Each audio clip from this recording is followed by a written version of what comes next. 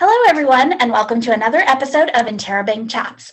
My name is Ishita Kent. I am the marketing coordinator here at Interabang Books, and I am so excited that I am bringing on poet and author and professor and just all-around amazing human being, Kazim Ali, here on Chats with us today. Welcome, Kazim. Thank you. I'm so excited to be hanging out with you.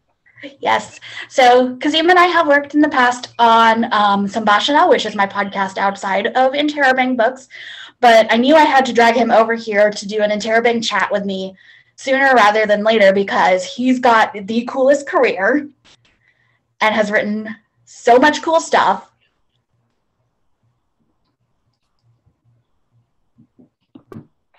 And the internet is freezing. Oh no. Okay, there we are. Oh, we're back. Okay, I'm back. We're back. I'm so excited that I'm freezing our own internet. Somebody froze. It was you or me. I'm not sure who, but I don't know who it was, but it's just the internet cannot handle the level of excited I am. I'm so excited too. There have been so many things that you have done with your career already, and you just keep doing different and exciting and new and wonderful things. I'm like, I met you as a poet, and then I read a memoir, sort of like essay collection almost by you, Northern Light. If you did not read my recommendation of Northern Light, I literally cried over this book for like 10 hours. And now you've got Citadel of Whispers, which is your just released Choose Your Own Adventure young adult novel. Yay! I am so excited about. Why Choose Your Own Adventure? You know, like, I don't think I've read a Choose Your Own Adventure book since like the early 2000s when I was reading Goosebumps. Oh my God, I loved Choose Your Own Adventure when I was growing up. I love adventure stories and fantasy stories. I grew up on them, listening to them. My father used to read to us like Arabian Nights and The Mystery of Fez and all of these stories. And then I grew up reading the comic books. I don't know if you did as well, the Amar Chitra Katha comic books. Amar Chitra Katha, I love those! For those of you who don't know, it's this Indian series of comic books that depicts like stories from Indian mythology, this Hindu mythology. Did they do other things? Yeah, I only read the Not really. I mean, it's Indian myths and legends of the gods and the heroes, and they also do historical, like all the kingdoms and the battles that happened and all the different stories. And they're just so beautifully, I just loved them growing up. So I always loved listening to stories and reading the Greek myths. And there was a couple, Ingrid and Edward Dilber. I don't know if you ever saw those books, but they did Greek mythology and they did Norse mythology. And I think Edgar is the one who was the writer, and Ingrid did the engravings and the illustrations. And they just had such character. So I always loved those type of stories. And Choose Your Own Adventure was one of my most favorite things when I was a kid, because you can choose, you're literally playing, it's like you're playing a game, but you're reading the book. Yeah. So me and my cousins played endless hours of Dungeons and Dragons when we were kids. And it just became really fun for me to think about. I always loved fantasy, but when I thought about writing fantasy, I could never think about just writing a straight up fantasy story that was linear beginning to end, where you couldn't make choices, because I think the genre of fantasy to me was so wrapped up in the notion of the multiple paths that a story could take, because those games that we played, Dungeons and Dragons and the other games, it was like you as a player in the game were one of the writers of the story. So I really I felt like I always wanted to write fantasy, but I could never really do it until I came up with the idea of trying to do it interactively in the Choose Your Own Adventure format. Yeah, I mean, when I was reading this, I was like thinking about it because I'm a fan of like fan fiction writing and things of that nature. Oh, and I love that too. It was like multiple alternate universe fiction in one, where it was like, choose this one point where the canon goes into divergence, or this point, or this point, or this point. And it was all of these crazy like going in 18 different directions. Also, this reads very much like a Dungeon Master manual for Dungeons and Dragons. Yeah. You can see the influence of it in. Well, a couple years ago when I was teaching at Oberlin College, I went, when did we start doing this? Because I think it was around 2012 or something like that. A bunch of us who used to play Dungeons and Dragons were talking about it. And I said, what if we try to play Dungeons and Dragons again? And everybody was like, oh, I don't know. I couldn't learn all the new rules. And I said, look, I'm going to go on the internet and try to buy the old books from when we were kids. And we'll just play with the old rules. And we don't have to, play with the new rules. And they were like, well, but what kind of adventures can we play? Because all the new adventures that are being published are being written for the new rules. And I said, well, I will make up the adventures. So homebrew campaign. Yeah. And so we started playing, and I was the dungeon master. And when you're the dungeon master in those games, you're telling the story, and you're telling them, okay, you're creeping down the hallway. So I was already used to the notion of writing in second person. And I really wanted to, in terms of the fan fiction that you brought up, I wanted to create a really broad, like Dragon Riders of Pern is one of my favorites of all times. And in Dragon Riders of Pern, there's such a huge giant cast, and it's like this whole society. So I did want to write a book that had like a full society that was created where you could step in, and there were like various different cast of characters that could be interesting and important to the story, as opposed to like more savior complex type of fantasy like Lord of the Rings or Narnia or Harry Potter, where it's based on the notion of like, here's the chosen one, here's the one person who can save everybody.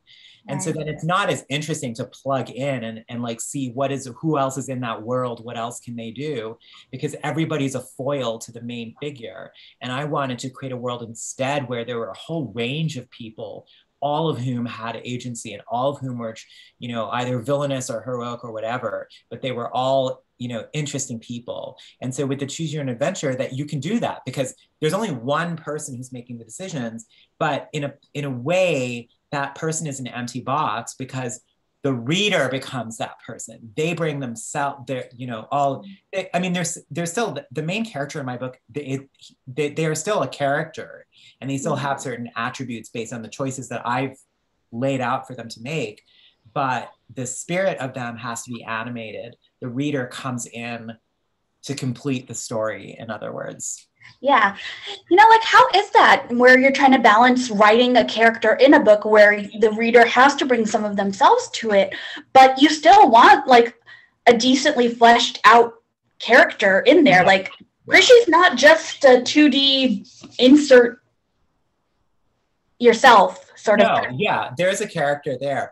But even if there is a character there, there's still space. Even in those other stories, like, Luke Skywalker, for example, or Neo or someone like, from the Matrix, those characters that they exist in the story as a character, but there is always a blankness to them that enables someone to identify with them and sort of feel like, okay, I'm Luke Skywalker, I'm Neo, or whoever your favorite character is, So I think any really good character always has space for the viewer or the reader to identify with them or bring some of themselves into it. So it's just in Krishy's case, who's the main character of the Citadel of Whispers, or I should say the protagonist character of the Citadel of Whispers, it's just maybe a little more so like that. For example, I describe Krishy physically only a little. I very much on purpose present Krishy in a gender neutral way.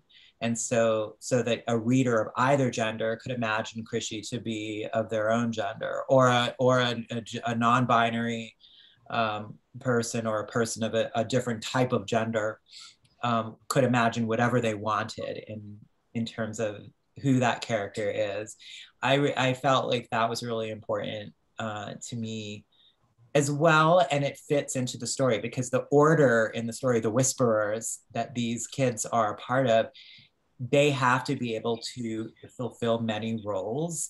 And so the book actually opens with a fight scene. They're in a martial arts class at the Citadel, and all of them, the boys and the girls, everybody is wearing very constrictive dresses with big voluminous skirts, and they're all corseted in their outfits, and they have to learn how to fight. And so, the martial arts teacher says, you have to learn how to fight in clothing like this, because when you go undercover, you might have to, you have to be able to improvise. So I liked that idea. And then they all have to have hair of a certain length that's down to their shoulders, because they have to be able to pass as any type of person. So I liked that idea of introducing, like, it's part of the gender neutrality of the characters is actually also part of the story, part of the plot of the story. There's a very like androgynous quality to the Whisperers in this entire order. I have to say, I have had this book for like 2.5, 3 weeks, and I still haven't made it through all of the different iterations, because there are a lot of forks in the path. How, like, on a technical level, do you know where those forks are going to start when you're writing? Where do you just like vaguely outline something and go, but what if this instead? The reason I'm looking around right now is because I want to show, hold on one second. It's right over here. So no, the answer is no. I started out just thinking of the basic plot, and then I kind of mapped out a little bit of like the branches. But what I eventually ended up doing as I was writing was creating this, I guess kind of what you would call a flow chart of sorts. And this is it. My gosh. I don't know if you can see. Holy moly. Yeah. So it's like on a poster board, but I'm gonna back up so you can, and there's a bunch of them. And then as I went, I kept taking, I don't know if you can tell, but there's little blocks, and then some stuff is crossed out, and then I would take some notes. Arrows going in all directions. All directions. So it sort of slowly started to come together in that way. It's like, this is going to sound so bad, but it reminds me, do you know that one, have you ever watched It's Always Sunny in Philadelphia? First of all, no, I haven't seen it. But do you know that one picture that always... Oh, I lost your audio. Can you hear me? Can you hear me? I lost your audio for a second. You mentioned It's Always Sunny in Philadelphia, and then I didn't hear anything after that. Oh, so there's a picture that floats around the internet that it's one guy from the show pointing at his like conspiracy theory board, and it's just arrows going in different directions and tapes, and he's looking at it like all crazed, like, what's happening? Yeah, exactly that. But I'm glad to say that you felt like there were lots of different choices, because the danger of a story like this, there's two dangers. Either there's so many choices that you don't get a lot of background built in, or there's too much story and you don't get to make enough choices where you feel like you're really participating in it. So I was definitely trying to strike a balance. Yeah, no, I don't feel like there's too many for sure. Like I think I have made it through all of the versions of the story where you stay at the Citadel. Okay. You haven't gone to the continent yet. I have not gone to the continent yet. I think I was too busy going through all the versions where you stay with Arjun, because I was really interested in Arjun. There's like a little, depending on which choices you make, there can be a little baby romance. The baby romance, yes. Yeah. So talk to us a little bit about developing all of the side characters now that we're, on the track of Arjun. Yeah, I really wanted to create different types of relationships. And so based on whether you interact with characters in a certain way, you might have a different relationship with them in a different branch of the story. Saeed, you can either stay with him or you leave him, and if you leave him, you don't encounter him again. Spoiler alert. But Arjun, Zara, the Duchess, they're different characters that appear and reappear depending on what your choices are.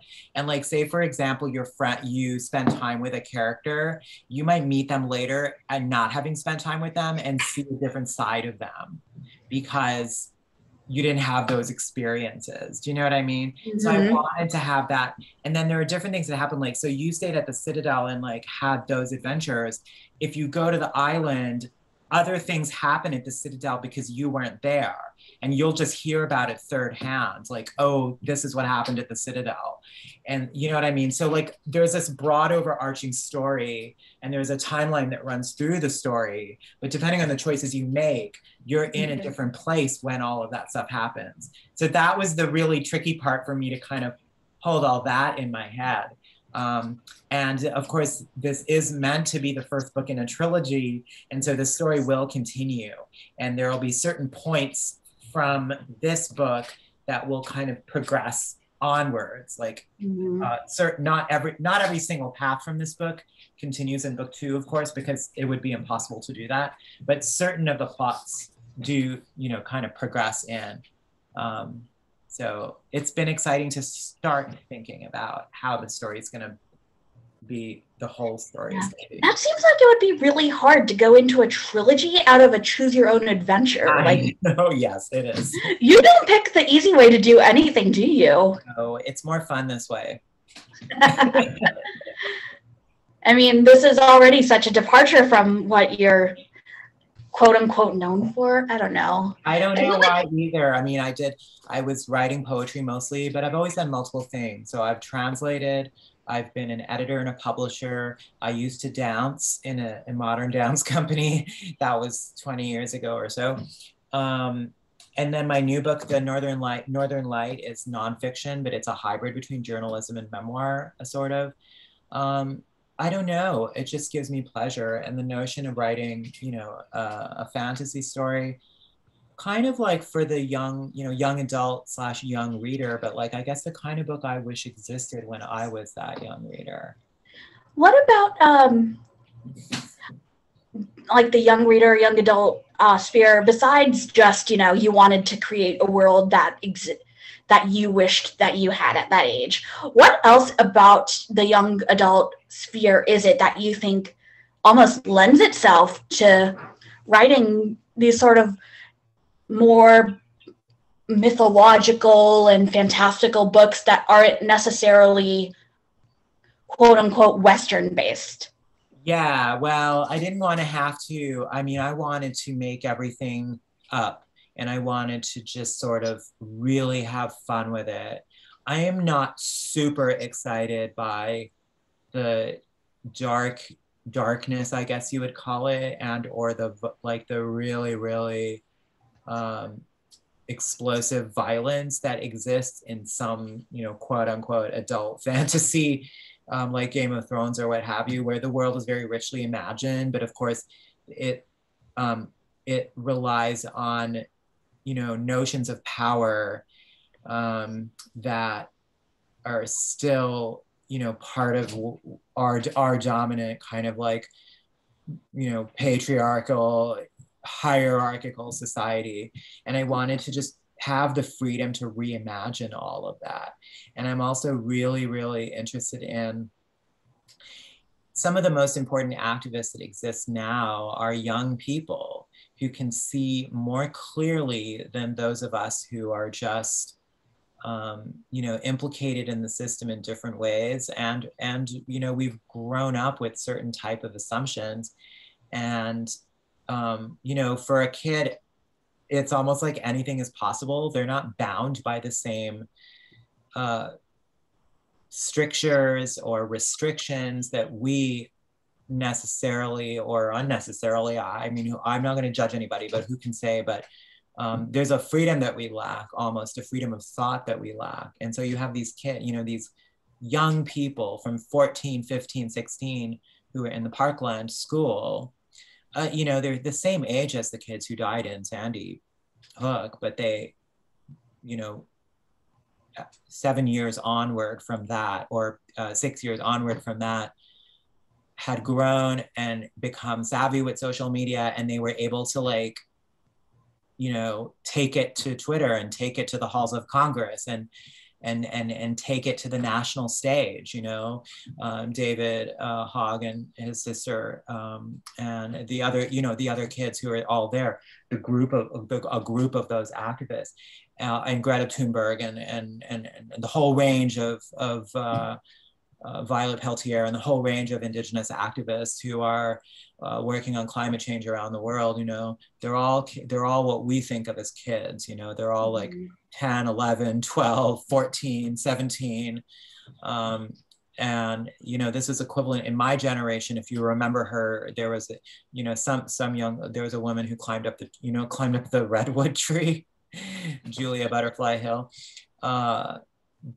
But, you know, those kids are the ones that I wanted to, I don't know, I thought the kids in my story are 14, 15, 16, around that age. And they don't act like, this is not Harry Potter where they don't know anything and they're trying to figure everything out. And then 7 books later, they go out into the world to take on the villains. They're ready to roll. They're ready to go. I mean, if you listen to any of these young people, you know, 13 years old, 14 years old, they have political analysis, a very sophisticated political analysis. They understand why decisions get made on the political level. They know all about power and the role that money plays in politics. You know, they're fully realized as political thinkers, and that informs their activism. That is not what was happening when I was a 13-year-old. It is what's happening now. So as much as we talk about the dangers of the information age, which with disinformation and all of that, it has created these young people as fully realized political actors. And so within the fantasy realm, I wanted this Order of Whisperers. I mean, they are out there in the world making political change. They're trying to stop a war, actually, in the Citadel of Whispers. They're trying to stop a war. And so you've done the part of the story that's more immediate, where there's like soldiers everywhere. What do we do? And then the other part of the story, when you go to the continent, there are a different type of things happening, like, you know, a little more sophisticated. There's one storyline where you actually have to be political and try to figure out how to get some votes on the governing council. There's one part of the story where you have to go undercover and do like an undercover mission where nobody knows what you're doing. So I try to like, you know, keep it fun, but at the heart of the story, it is about, you know, young people having agency to make real political and social change in the world. Yeah, no, I mean, you don't shy away from political talk in this book, or, you know, discussions of power and influence. And, you know, there's a pretty open conversation about I'm going to butcher this name, Narbolin? Is that how you want to? Oh, the Narbolin Empire. Narbolin Empire, yeah. There's not, you do not hide away from their only thing that they like to do is conquer and take over, and they're very driven by this, you know, very sort of idea of power. Yeah, the whole society is militarized. They probably don't know how to do anything else.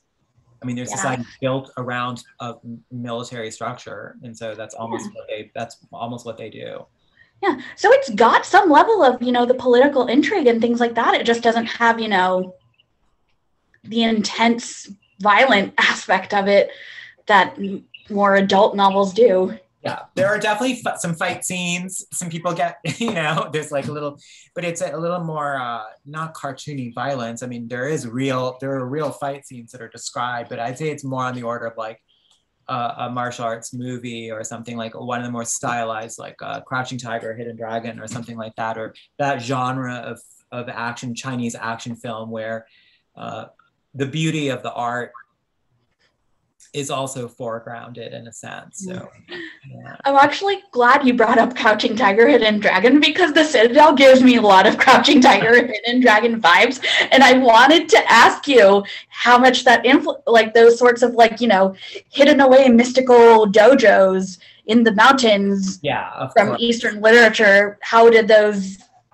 Yeah, more so a little less specifically Crouching Tiger, Hidden Dragon, although the mountainous landscape, yes, but like maybe a little more the ashram structure, or the notion of the, you know, the retreat where the yoga master and his students would learn the art, learn the various art forms.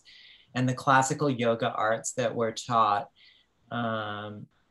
like in the Mahabharata and such, like they have a mystical side to them of knowing the mantras and being able to control the elements and the various different type of celestial weapons that are described in the Mahabharata. So I was kind of drawing a little bit from, I called it like an Indo-centric milieu. It's multicultural, and there are definitely people from all different types of backgrounds that are described physically. But most of the names, not exclusively, but mostly the names are Indian. And even when they're sort of like playfully so there's like a little girl whose name is Dimple. And there's an Indian actress whose name is Dimple. And then there's another, one of the other students, his name is Pedro. But of course, Pedro is also an Indian name. It just depends on if you go to which certain parts of India where people will have Portuguese names, So yeah, so I want, like, and then the architecture. The Goa and that sort of area where. Yeah. And so the architecture and the clothing, and all of those descriptions, they're sort of like Indian style more. Yeah. And then on that's in the Citadel, and then on the continent, then you meet various different type of people there. You'll meet, one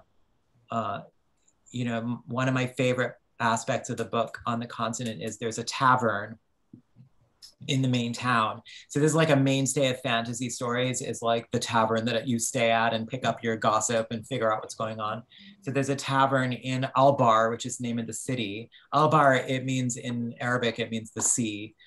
So the port city is called Albar in my story. And there's a tavern in the docks district of the city called the Three Roberts.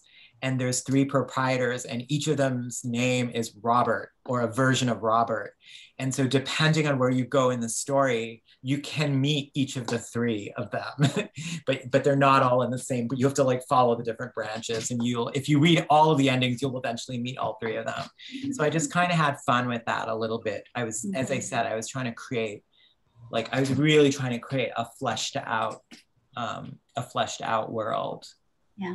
Was your goal in this to get the readers to read all of the endings? I'm not sure. I wouldn't say that's what was my goal, but I did definitely want to make every single ending interesting in its own way, like something about it be interesting.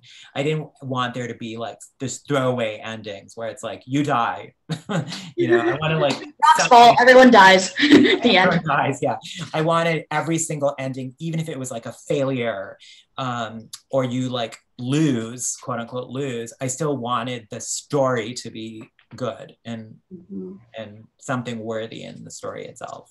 Yeah. There's not just like, there was always hope or, thoughts of, oh, we're going to move forward with this, even if no, like endings where you were like, well, everybody got captured by the soldiers. Right. Well, maybe that will inspire you, like go back and try something different, like, or go back to the beginning and try a different path. It depends. I do hope and would assume that people would want to read it multiple times and try to find out what some of the different endings are. And different people read it in different ways. Sometimes people get to the end and then backtrack to the immediate previous choice to read to the next end. Or sometimes people will go back to the very beginning and read all the way from the beginning again. It just depends on like what kind of reader you are, Yeah, I was a backtracker and like go back one, pick the next choice, go back two. If you die or if you fall off the cliff or something. I was like, I think the first time I ended up picking like the Starry Bark, and I was like, well, I'm not going to spoil that ending for anybody. But then you get what I mean when I say like, no matter what the choice is, I still want the story to be like something really cool and interesting, Yeah. I was like, this is very like cerebral, higher level stuff going on here.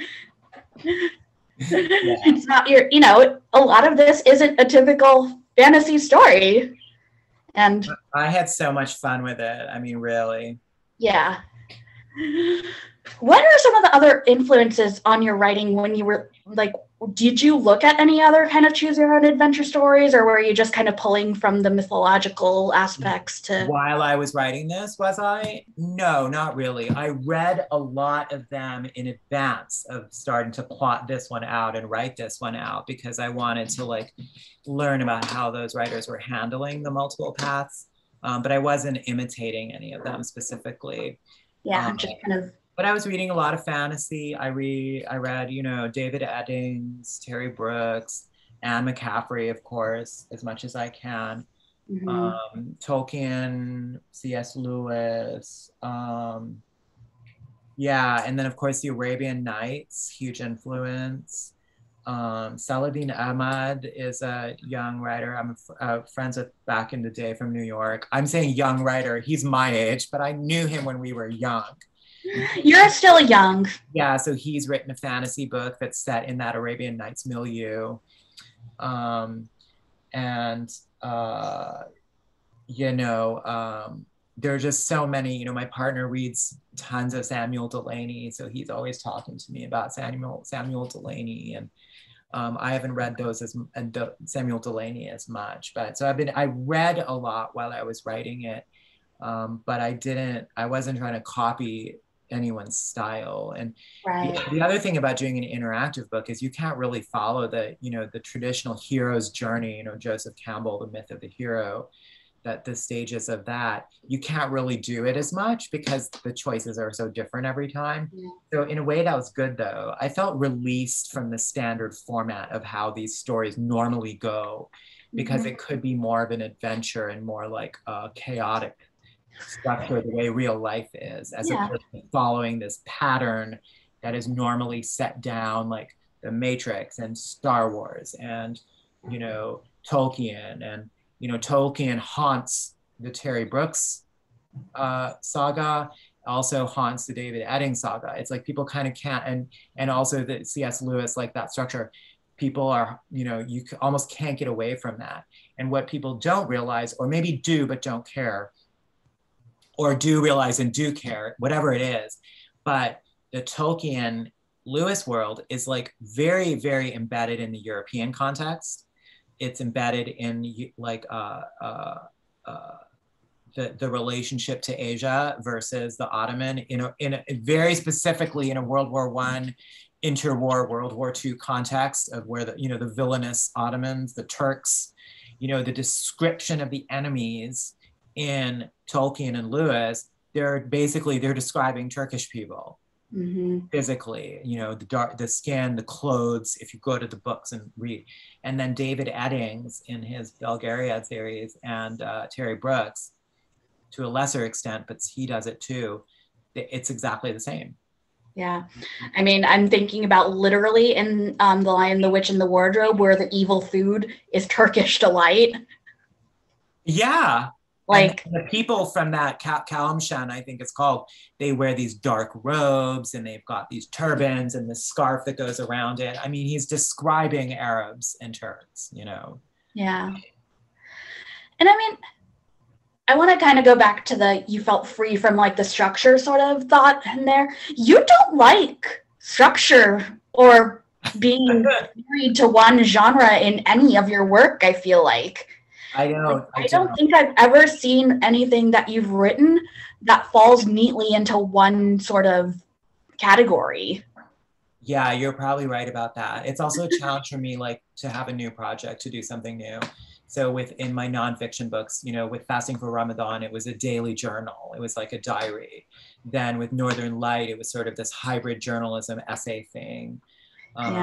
Yeah, and with Silver Road, which is my other book of nonfiction, it's sort of these alternating essays, traditional essays that alternate with lyrical essays, and actual has poetry in there too.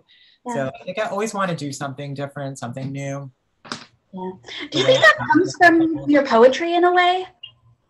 Because I think poetry is a lot about, you know, here's a convention. So I guess I could work in the convention, or I could smash the convention. I could do something new. Yeah, yeah. And I think, I mean, you know, in doing a Choose Your Own Adventure, it was, part of it is that it's the form itself, but I also wanted to smash conventions in the genre.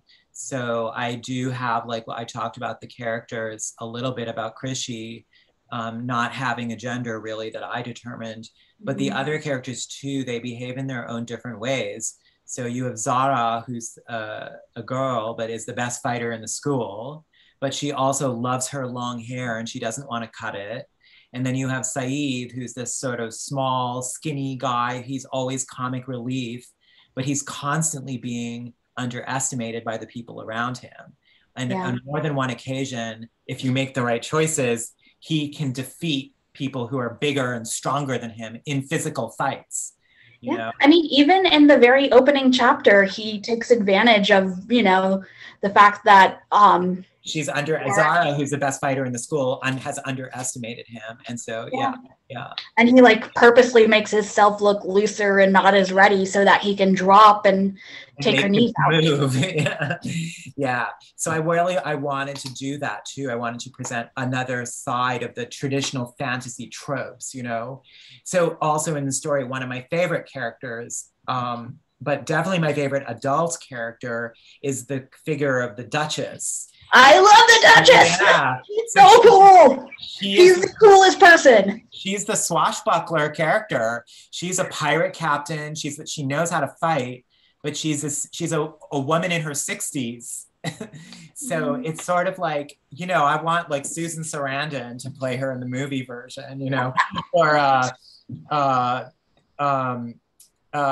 Angela Bassett or somebody, you know, who can just be like really tough and like, you know, punch you out and then, you know, slip away. So I didn't want anyone to be like the typical fantasy tropes that you've seen before, you know. Because even though, like, you know, we've had the archetype kind of the, you know, feminist badass heroine who just like can fight anything in her path, but like there is still a soft side to the Duchess when we meet her. Like, yes, she's sad and she's mournful for having left her home behind. And, yeah, you know, we meet her while she's playing a sad song on the guitar. Yeah, strumming away, which hopefully someone will set to music. I hope so. I think that'd be a couple of songs in the book. There's another song later on in the book. If you make the right choices, someone will sing to you. Yeah. So what were some of your favorite relationships to develop while writing the Pats? Like, who are some of your favorite characters to have your main character interact with? Well, Krishi and Arjun, of course, that's a really important relationship, and it, you know, plays out in different ways depending on the choices that you make. But like there's a romance subplot that can be found if you make the right choices. I also love the relationship between Krishi and Saeed, and then there's relationships between side characters themselves that I really enjoyed exploring. So later on the continent, you meet a young gardener named Etheldreda, and she and Saeed kind of develop a relationship based on if you make certain choices that enable that to happen. And then there's also a pair of there's a master whisperer on the continent named Shivani, and she has a sidekick who's known only as the Colonel. And the two of them were really fun to write, a little bit of comic relief. I can neither confirm nor deny that they are based on Dadima and Colonel Almeida from Kuch Kuch Hota Hai. Do you remember Colonel Almeida? Yes! Also, Kuch Kuch Hota Hai is one of my favorite movies. Like, that is my comfort go-to movie. Do you remember the dynamic that Dadima and Colonel Almeida had? So that's I was inspired by that relationship in developing the characters of Shivani and the Colonel, but they are actually an homage to the climate change and environmental activist Vandana Shiva. Shivani is named after Vandana Shiva, and Vandana Shiva runs an institute in Uttarakhand in India, and her brother was a colonel in the Indian Army, so his name is Colonel Shiva, and they run that institute together. But the relationship is not, the relationship in the book is more inspired by the film Kuch Kuch Hota Hai. Yeah, that's amazing, because every time Dadima and Colonel made it on screen, I would just like... It was the best. I just like, now when I watch that movie, I fast forward to those parts. Oh, come on. You're not here for Sajan Jika, right? Well, I did like the part where like Anjali sees the Neelam show, and then she like goes into, what's the little girl's name again? The little Anjali. Oh, Anjali, the little girl's name is Anjali. So big Anjali is watching the Neelam show, and then she sees, Homeboy, and then she goes into the tent, that scene. I love that scene. So I do watch that on YouTube as well. Well, we're starting to get towards the end of our hour to chat, sadly. I could talk to you for, we could talk at each other for ages, yes. But unfortunately there's life and work and other things to do. Another project that hopefully people could check out is I've edited an anthology of contemporary writers, Muslim writers in North America. That's awesome. This is also freshly out from Red Hand Press. Excellent. And then, of course, Citadel of Whispers, which is out now, and we'll have the link to purchase this down below in the description box, as well as Northern Light. If you have not read Northern Light yet, apparently I haven't been talking to you because I scream about it a lot. Thank you. Yes. Thank you so much, and it was so much fun chatting with you. It was so much fun to chat with you again. What else are you working on? What new and exciting projects are coming up that you can tell us about anyways? Wow. Well, I'm very soon going to start working on book 2 in the Citadel of Whispers series for sure.